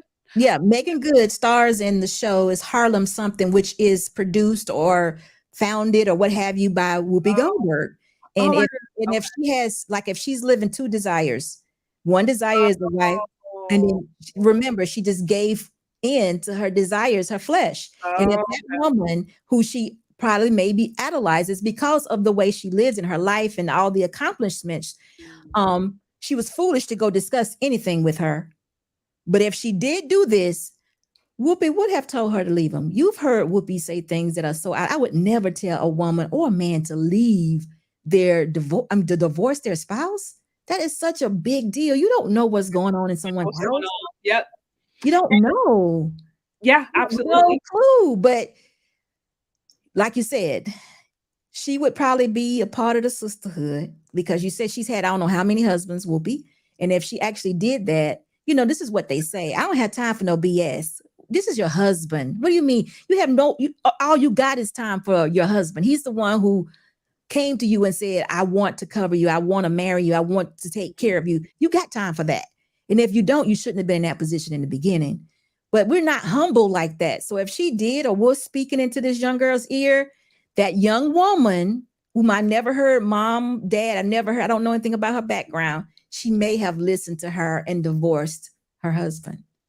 Yeah, I wasn't aware of that. Now, when I think I heard from Monique, I think it was Monique, because she's had some drama about her career and stuff. And I think in one of her interviews, she had alluded to the fact where someone had tried to insinuate that she should leave her husband, because her husband is a black man married to, is a manager of her, and she alluded to the fact that they were trying to get her to leave him as a way to try to move up in the system, or just try to keep holding her back or whatever. Yeah. Yes. And I remember her. I don't remember exactly what interview, but she said that explicitly. And unfortunately, you know, Hollywood, they sometimes they do put pressure on people in Well, you certain. know they do, because a man is a covering. So, like, Meaghan Good is a beautiful girl. Now, I'm gonna say this first. Meaghan Good is a beautiful girl. So her husband, the pastor, he's not going to approve of too many sex scenes where you laying up beside my woman and she's naked. And Harlem is one of those shows where you show and do everything. So there was going to be a conflict. There's going to be a conflict. Yeah. And I could absolutely see. Well, this is powerful. This brings up to a point that you brought up a while back that I've really been thinking about, that if you want to kind of speak to a little bit more, please do. But I think you would kind of mention how, well, two things, right? You were like, when you come into a marriage, the mindset you have as a single woman changes in marriage. And mindset, meaning it may even be some of the desires or dreams that you have may have to change or may have to evolve as you come together with your husband. And you alluded to the fact that you at one point wanted to be a judge. And put that desire away to be with your husband, right? Right. And there was also, and I think that was interesting to me, because a lot of times what you'll hear right now is like, okay, woman, you don't want to lose yourself in this marriage, right? Like you could still be who you are, and this man encourage you in who you are. And if you have to give up this dream of yours, then it's not for you. This is a very popular idea right now. So I thought it was very interesting that when you talked about like, hey, this is a dream that I had, and I actually had to give it up for the greater good of marriage. Right. Let me tell you, because my see, it was all for the wrong reasons. Because I picked I wanted to be a judge because it's just who I am. I have a gift of discernment that's outstanding. I feel like I've been blessed with lots of wisdom. So, and I have a balance to myself. Like you say, everybody says it, no matter what, I have that. And I'm pretty even keel, right? So, and you know, I had a passion for the law and all that stuff. So that was just something I felt like came natural to me. So I was going to pursue it. But then when my husband sat me down and said, hey, what is it for? Why do you want to do that? Is it about money? Is it about this? Is it about that? Like, you know, you make more money doing this, or you do this, this, and this. And it was like, and then he finally just said, I don't think you will be able to leave that at work. I think you would probably bring this home. Yeah. You know, as I went on in my life, I realized that my purpose for being a wife was for my husband. So I would be totally out of line to become a judge, because that didn't line up for what my husband had for me as his helpmate. So what if I'm not totally out of alignment? So our marriage wouldn't have worked, because I would have been totally out of line, because I didn't need to do that. I didn't need to burden myself, just keep it all the way real, with other people's burdens and just for self gratification, because I can discern everywhere or anywhere. I mean, it's automatic. It's a gift. So where was it going to go? It was still going to be me, no matter where I'm at. So I'm here now. So I don't lose that part of myself just because. You get what I'm saying? No, I love how you describe that. That makes sense. It's kind of like it's like you had a gift and you still have the gift, and you thought it was a particular way, but because your husband is your covering, right? And you guys have come together, the wisdom that God has given your husband as far as how to guide you and steer you, you allowed him to do it. You didn't push back and say, oh, well, no, this was my idea. I had it beforehand. You're not going to hold me back. You submitted to the fact that, look, God is speaking to me through this man. He's giving me some vision and direction, and I'm going to yield to that, even if it looked different than the way that I wanted. And I think, to your point earlier, I think there can be times where, going back to what you said, right? Single mindset versus a married mindset, and recognizing that now as you're married, there's going to be times you may be wanting something, going for something, praying for something, and the answer may actually legitimately come through your husband, and you yield to that, and you don't act like, oh, I'm used to doing things this way, or I'm used to being my own free thinker. It's like, no, if the two are becoming one, then that means that as God is giving your husband the vision, then you can yield to that, right? And if you don't, and if you allow these different outside sources, this toxic feminism that says, girl, you ain't got to do this, he's holding you back, you need to graduate for marriage, you need to this and that, you listen to those voices, it could tear the whole thing apart. Yeah, because all it's doing is promoting singleness. It promotes single, independent women, and that's not our purpose. That's why I keep going back to your purpose for being here as a woman and how to be a wife. Because I have really, my husband and I don't have a child. We were pregnant. We did have a child, but he didn't make it past birth. My child died. But the reason I'm saying that is because we couldn't get into the procreation of it all to while we're together, but I'm my husband's second wife. So he had a son, I had a child, a daughter. So my point I'm trying to make is I find fulfillment in still being a wife. I'm still doing what I'm purposely here for, and I'm good with it. And that's what we need to tell women. You can be good at being, if they want to put just in front of it, just a wife, you actually can. It doesn't have to be about you. We don't have to be selfish. We don't have to be self-serving. It could be about being one with our spouse, and we be just good.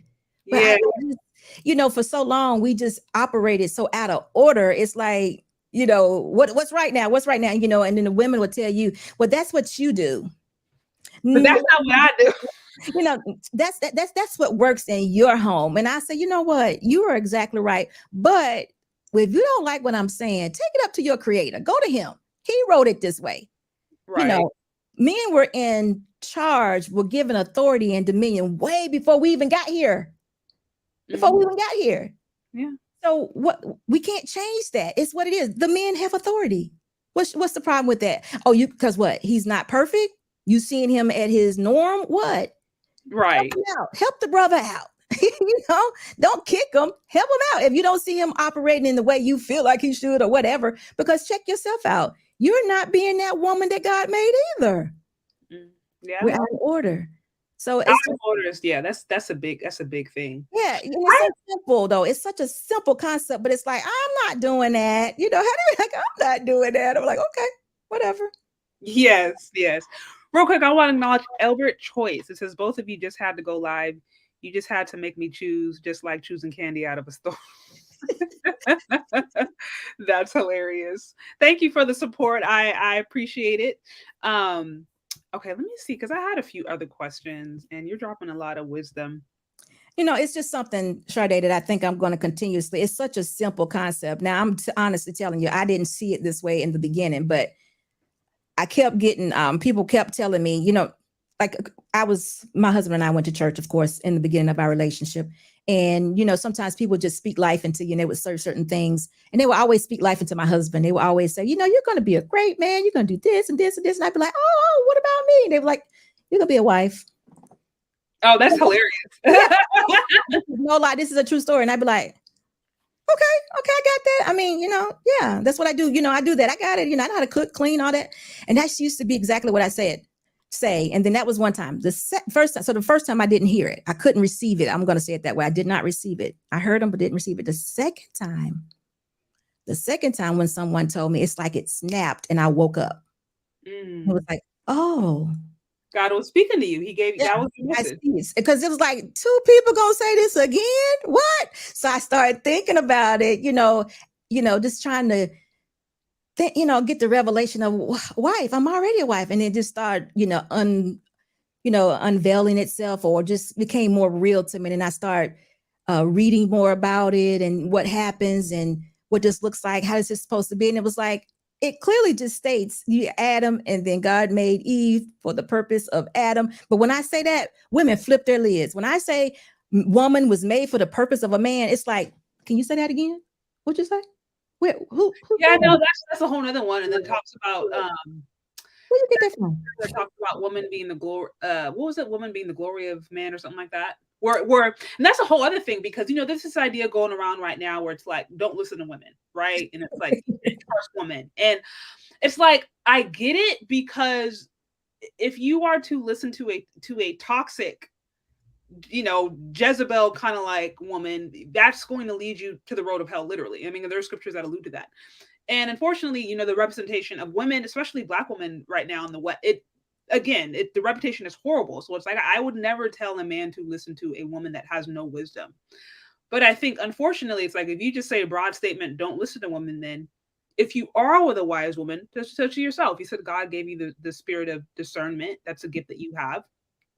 If you don't listen to that, then you can actually miss out on some very powerful things, because women are actually supposed to operate with influence, and we're supposed to be a helpmeet. And that means that while God provides vision oftentimes and things to the head, God also gives us things that we are to offer. God also gives us wisdom and insight. Wisdom is personified as a woman in the Bible all throughout. Absolutely, all throughout. Then you got your knowledge. Where is that going to come from? You're exactly right. But see, this is things that people don't know, or we kind of just graze over, and we'll hear it one time, and then it's just so elementary, it has no meaning. You kind of get what I'm saying? It's so elementary that a woman is a man's helpmate is just not something that needs to be recognized. You kind of get, it's just like, absolutely, yes. Why do we need to talk about that?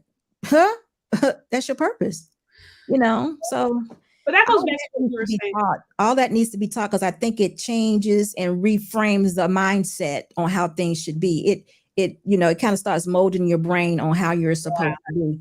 So, I'm willing to start there. And like you said, step by step, I think truthfully, and you alluded to this in I think a live that I saw with you when you did with Black Men Unfiltered, right? I think it's Unfiltered. You were talking about how there's marriage today.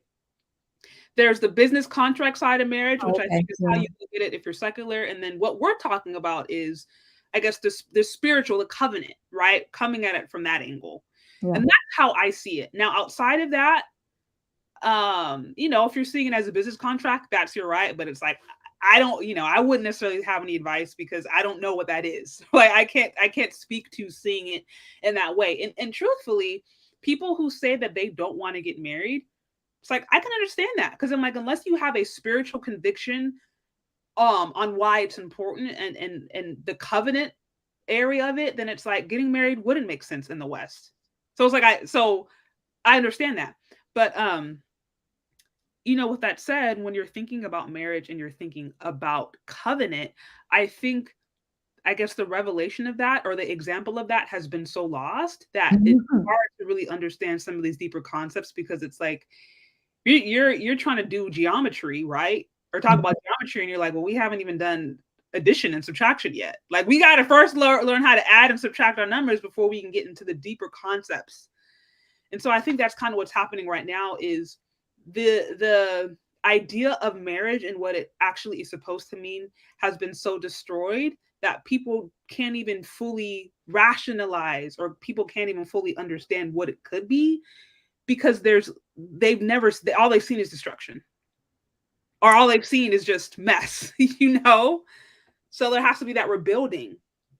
It's either mess or nothing at all. Yeah. For generations of a woman not to see any men, you could have 3 or 4 generations of nothing but women, no men, but you got kids. Yeah, yes. I'm example. No men around, no men. It's like, wow. No covering, no leadership. And I know this is not popular. And it's funny, these kinds of conversations, when I go and I talk about swirlers and divestors and saying this, I have people in the comments, I have people, going in and out. We talk about things that actually are going to build people up. You don't always see as much views, but it's still important. But I was going to say, I've noticed in my own life, when women don't have a strong head, whether it's a father, a grandfather, they don't have that man who's covering them. They struggle in a very unique kind of way. And this goes against all the stuff that feminism will tell you. This goes against all the different ideas out there.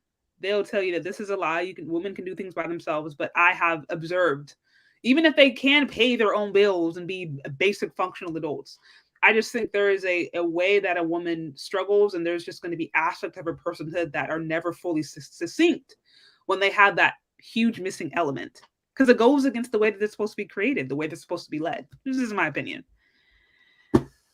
But I mean, I just don't get the hate, though. If I don't understand something, that's one thing. But why is it where's the hate coming from? I don't understand the hate.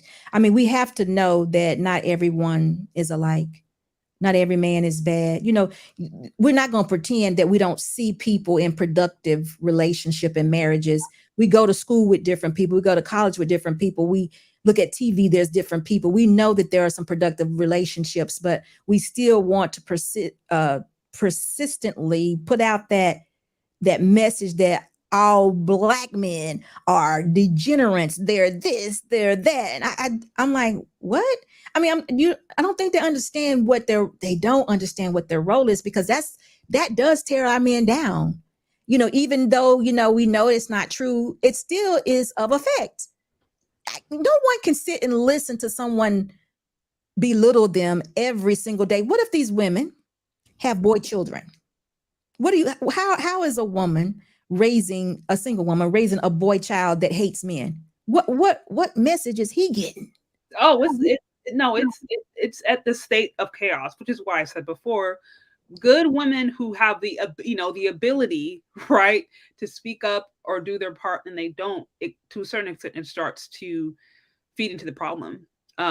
Because a lot of things are just out of order, and quite frankly, I think some of the vitriol is unprocessed hatred, unprocessed pain, trauma. There's also, I think, some jealousy that women will have, and instead of owning that, the way they can cope with the fact that they may believe that they could never ever get married, and they could never be that wife, is to try to downplay the whole idea.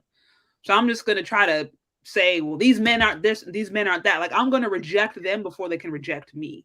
There's a whole lot of different stuff going on. A whole lot of stuff. So I don't know. I just think that it's just a terrible state that we're in, to say that, to think that you don't need to be covered. We got to get back to the basics. If we can learn who we are and what we're supposed to be, I think it'll be better for us. We can handle situations much better. We understand that it's not supposed to be heavy like that for us. We're there as helpers. And the more that we can frame ourselves and our thought process in that matter, we'll be good. But if we keep trying to be the lead, the head, the equal, and all of that, we're going to lose every single time, because it doesn't compare. It's just, we don't have the structure needed. We don't have the logic needed. I'm not saying there's not very smart women out there, because there is, but it's just, we were built a certain way. Men were built a certain way. It's all purposeful. It was built and formed to be together, not in, not to fight each other. It's a balance. It's a balance that we both have. That's why we were created. I don't know why. No, I get back to basics. I just say it that way. Back to basics. So back to basics. Well, I guess whenever you do decide to remarket whatever you're doing, let me know, because obviously I want to see more of this kind of information and stuff getting out there for anybody who wants it, for any woman who wants it. Of course, we're not in the business of trying to convince somebody. Some people have already decided their fate, and that's their right. But for the young women who are curious, or who do want to know different, who do want to learn how to prepare themselves for a different way of doing things and just don't know how to, it's important that they have access to those resources too. Yeah, we need to, well, the wife ed it's going to be private, of course. Yeah. But we'll put it in something, I'm not going to say like a Patreon or something, but it will be something that we can go back and reflect on, and they can go back and reflect on, but it's not going to be live or anything like what we're doing here. But I'm very excited about doing it. I'm very excited that so many women have reached out to be a part of it. That's great. Excuse me. And just the talk of marriage is like, I'm just like, this is turning around for some. They all not going to get it. It's just like you said. So that's been a blessing to hear. So I'm gonna walk this out. Absolutely. Well, do you have any other, I do want to be mindful of the time. Do you have any other thoughts around just this whole topic of abstinent celibacy, born again virgins? I mean, I think we kind of came to the fact that you can be a born again virgin, maybe spirit, if we're talking about within the Christian context of being reborn and having a different, renewal process, there's definitely truth to that. But once you lay down with somebody, you can lay down with somebody. It just is what it is. And I think a better emphasis is, why not? Don't try to do the whole born again virgin thing. Just be a real one. Like, just abstain, and I'm not saying you got to abstain until you're 50, because I think that's a whole nother conversation. You got these lifelong virgins in the church. I know of some where they be abstaining so long. It's just like, it's not God's will for you to be up here 60, still waiting on the Lord. So it's like, if you're going to abstain, like, you can still prepare yourself to be married, so that when you're actually of marrying age, you can do so. So you ain't gotta be waiting too long. But nevertheless, you don't have to go sleeping around with all these different partners and trying stuff out just to figure out what you like. That's Oh no, that's weak. That is so weak and immature, in my opinion. I mean, that trying. I mean, what is wrong? Anyway, listen. I think when you have decided, a woman has decided to become a wife, and she is sexually active, I think there's a time where she should just settle herself and be like, no, listen, get serious about her life and be like, no, I am going to preserve myself at this point for my husband. I'm going to be putting in the work to see exactly what a wife looks like, because there's so much sacrifice that comes into being a wife. You have to decide that, or understand that your neckline goes up, your hemline goes down, your speech changes, your mindset changes. You're positioning yourself to think about someone else more than you think about yourself, or before you think about yourself.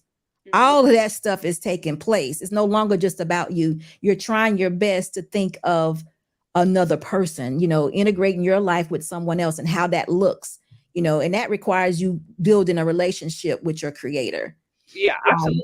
But in the meantime, I still think, after you've come to a good place where you have, I should say, got some victory over your flesh, yeah, then you can entertain dating a little bit to see if, again, if there's someone out there that has those same intentions as you and wants to be a husband.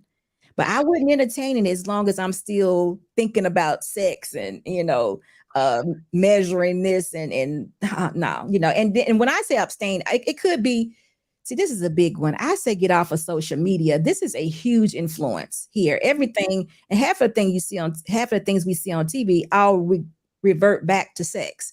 So you're going to have to really be conscious of what you're doing and where you at.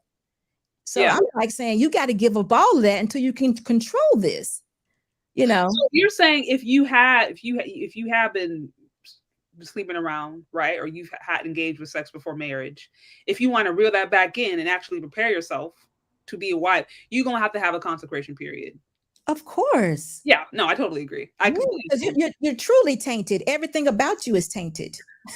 Your speech, your eyes, your ears, everything. The social media, this social media thing is huge. It's a big influence. You just don't know how much it could tear you down. It can, absolutely. Younger people are deleting themselves behind social media, and they got this thing now called sextortion. Have you ever heard this? Yeah, I've never heard of that. I don't know what that is. Sextortion. This is what they're doing to young people. They're some kind of way like challenging them, and they'll say if you don't do it, they'll start showing them pictures of their mom or showing them pictures of their door, their front door where they live, and all of that, to say if you don't take your clothes off, I'm gonna come to your house and hurt your mom, or hurt your bro. Yeah, and then the young girls are just taking off their clothes because they're thinking that they're preventing their family from being hurt. And it just gets the stakes get higher and higher, and there are people, scammers, swindlers on there that are doing this. And these young girls, they can't handle this because it starts at about 12 years old, they said. Some of them 12, being at 4 years. Yeah. Sex story. Social media is it can be a very, very dangerous place. Exactly. It's very dangerous. And going back to your point earlier, it's like, it's better to abstain until you're just ready to get married. It is. Now, women don't. So if you have found yourself you're in a situation and you haven't, but you want to be prepared, then you do need to go through a process of purification, and you got to be serious about it. And whatever that looks like, that might be getting off of social media. That might be really, I always encourage women to get around the people who actually have the kind of life that you want to live. Get around some elders who can actually lead, not some old bitter aunties that are going to just tell you that these men ain't ish, right? Get around some women who've been married a couple of decades, maybe have some kids grown, whatever, who can actually help teach you what needs to be done and give you some good spiritual principles and how to prepare yourself. And I've always said, just you being different, especially in this environment, it's like, you'll stand out. You absolutely will stand out. We just talked last week, right? Where she got Meaghan. Yeah, said she got engaged within a week. Her Was it a husband week was or 6 weeks? Was it a week? 1 week? like, It oh, was weeks. It was some amount of weeks. It might have been 1 to 6, but you're it was right. Yeah. it could have been 6. Okay, but even Yeah. 6 weeks, her husband knew. And I'm saying, but that's how fast it is when you are a woman of value, men will see you. And I think especially, it is that way. I really think that is that way with men. I think when a man sees what he wants, he goes yeah, after it. and he goes I after. don't think they be in. Listen, that's been something that some people struggle with. They be like, well, but men be like saying, what if a woman wants a big wedding? I've said, listen, I don't know anything about that, but I do know when a man wants you and he wants you to be his wife, he will marry you. He And will, and it won't it be all won't be long. I got married in 6 months. right. It Right. won't be long. It won't. But it's up to you to say I do. You can definitely, or to go ahead and do it. You can have a long engagement if you want, but why? Why? Why am I doing that? Yeah. You really want to get to the next part. The next part. Exactly. So If that's what I'm saying. you're doing it right, you want to get to the next part. Yeah. Right. No, absolutely. So again, Right. you are that. If you are a wife, then a man will see that and be like, "No, I got to snatch her off the market because this is a rare thing." Yep. That's And true. I think that's what's a lot more important. But again, a woman has to desire that. She has to see herself as worthy of that, and she has to actually now be sure that she becomes that, in her action and her thought and her deed and her intention. It has to be a personal choice. So Yeah, I mean, if that's what they say they want, and I think a lot of them are wanting that now, and it's going to be hard. I'm gonna let them know. That's why I want the first class to be self-reflection, because good. of reflection, awareness, or whatever, because we have to figure out who we really are, because most of them would say they don't have a problem with social media. Yeah. Most of them will be Like, like, no, I'm like, at that point, yeah. I'm literally saying this. One of the girls I know she's a influencer, and I was looking at her stuff and I'm like, if you want to be a wife, the whole thirst trapping thing it's not gonna do it. People gonna look at you, especially if you're a young, pretty single girl and you're constantly put selfies of yourself, photos, hands, feet. They're just gonna see you as a pass around. They're not gonna see you as a wife, unfortunately. And again, these are the kinds of things young girls don't always know.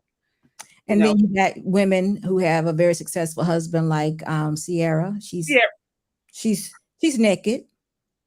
Well, right, and that Sierra. goes back to that other thing, right?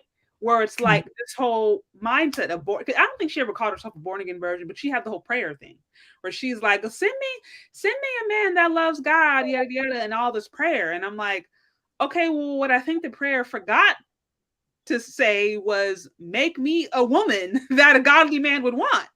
And it's like, look, I don't know the whole situation. All we know is what we see. But as far as the image that she continues to promote, it's that she still is operating and wants to be a single woman, but with marriage benefits. I don't. She's confused the heck out of me with this one. This last one.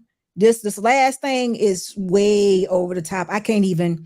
I kind of gave her the benefit of the doubt most times because we don't know what we know.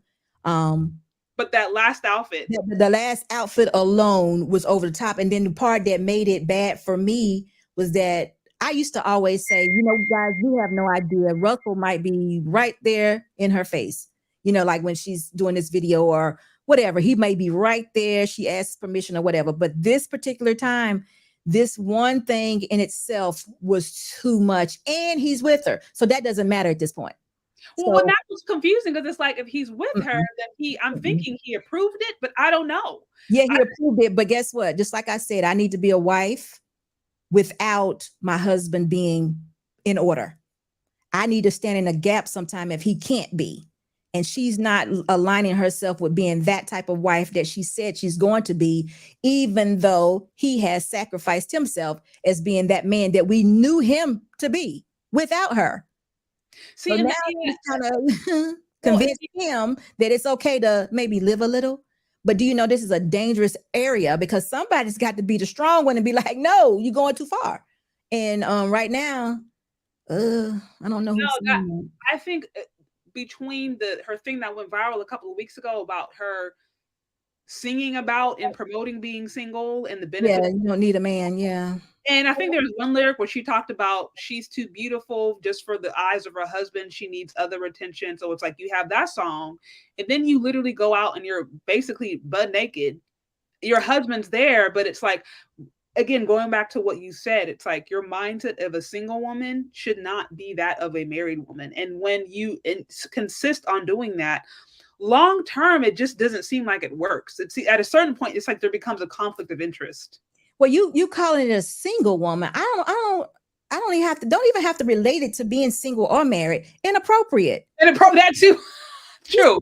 Because you're like, even as a single woman, I'm not going out.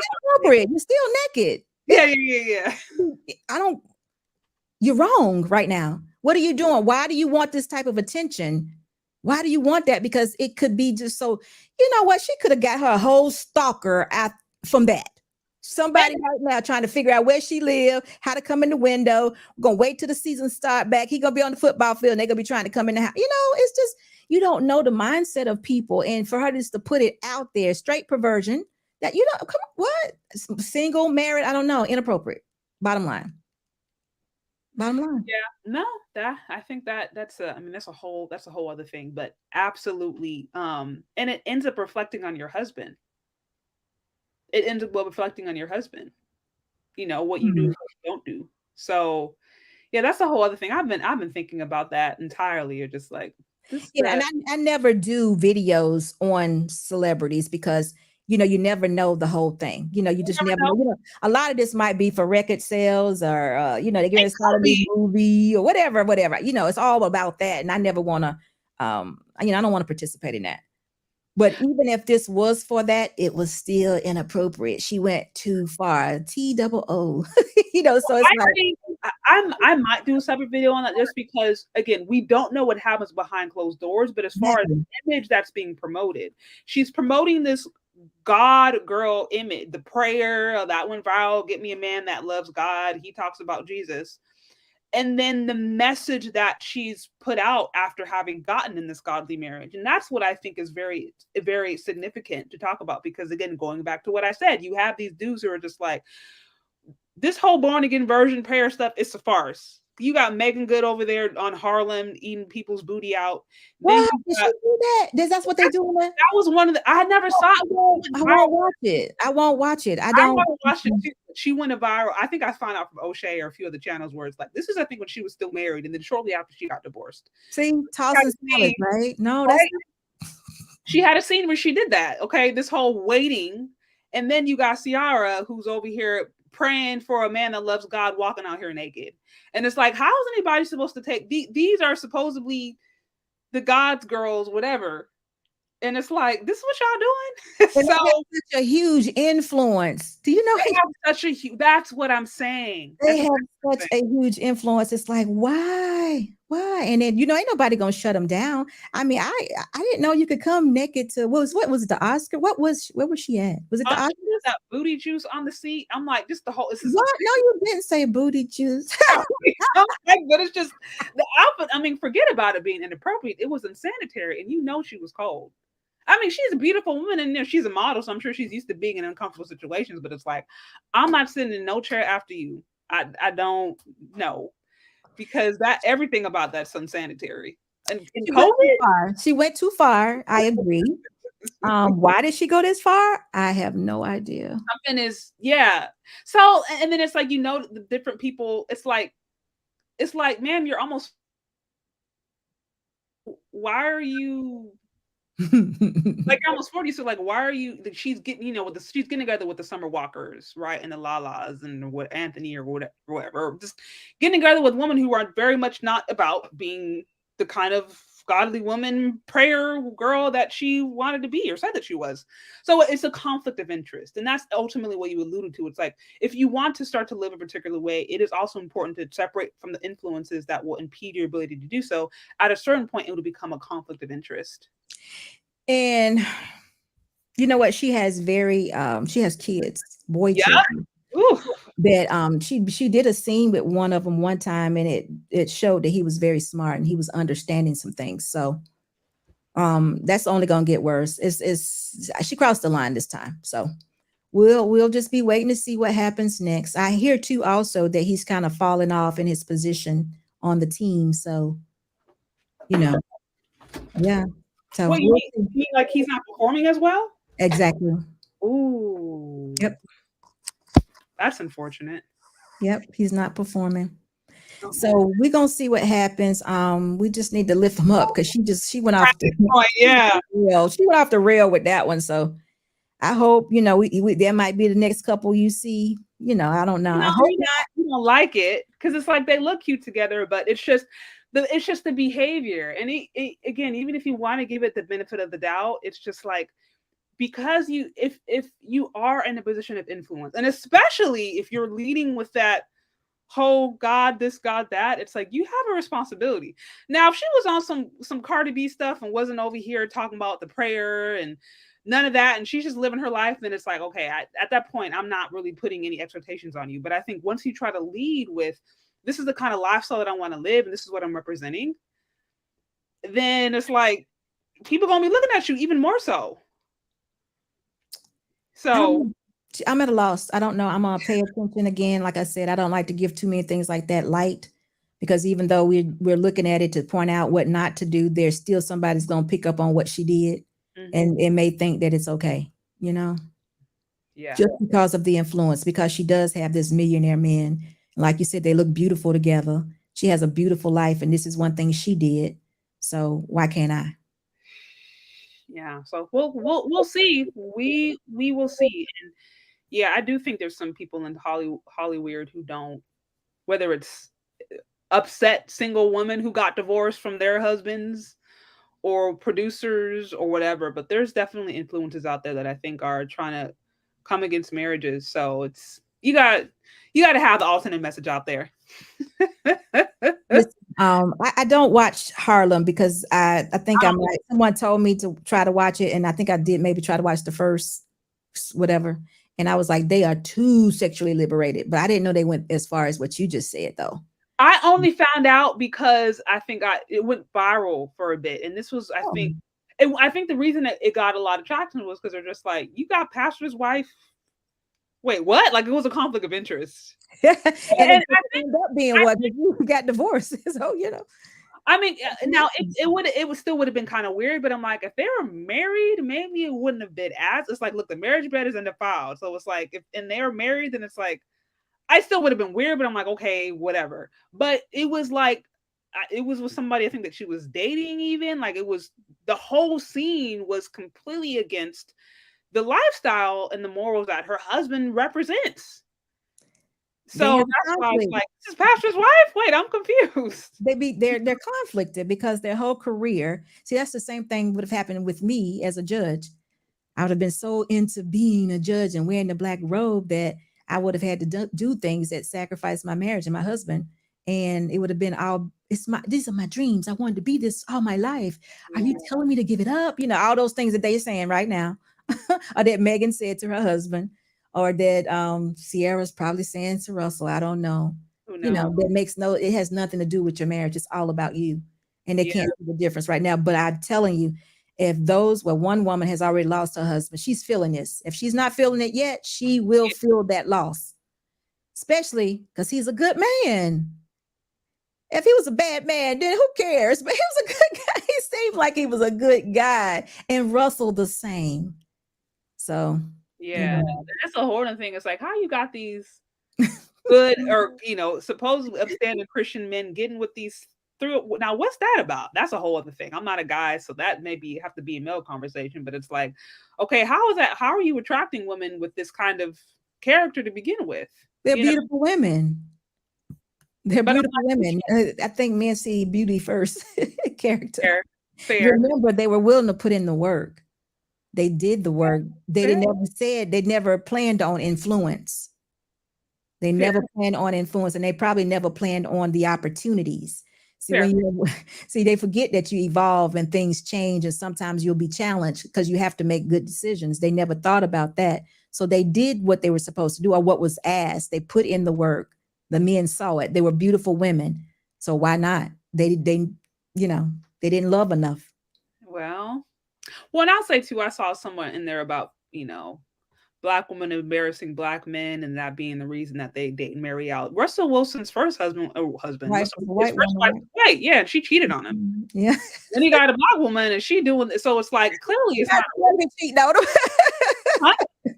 She's entertaining another, not another man, but she's entertaining another desire.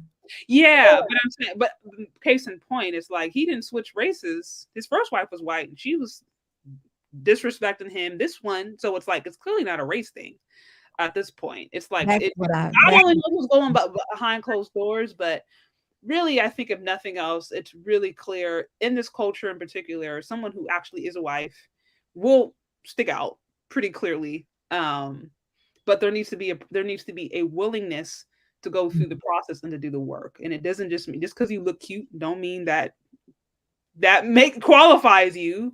There's really a spiritual and overall transformation that needs to take place in order for that to, happen. So looking forward to your course. I want to hear more about it. Definitely. Yeah. It's the first one. So we working on self first. Okay. And then, we definitely using the blueprint of the Bible, it's all godly foundation for me. Yeah.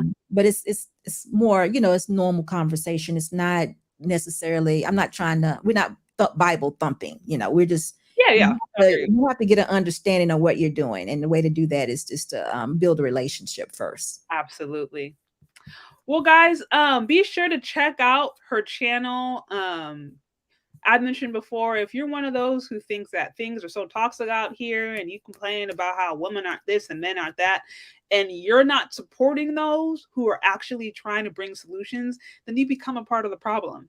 That's the whole part about it. So be sure to support those content creators who are getting the message out there, who are doing the work, who are standing in the gap, who are getting the hate comments and the hate DMs and the trolls. Be sure to support those who are doing this work because it does need to be done.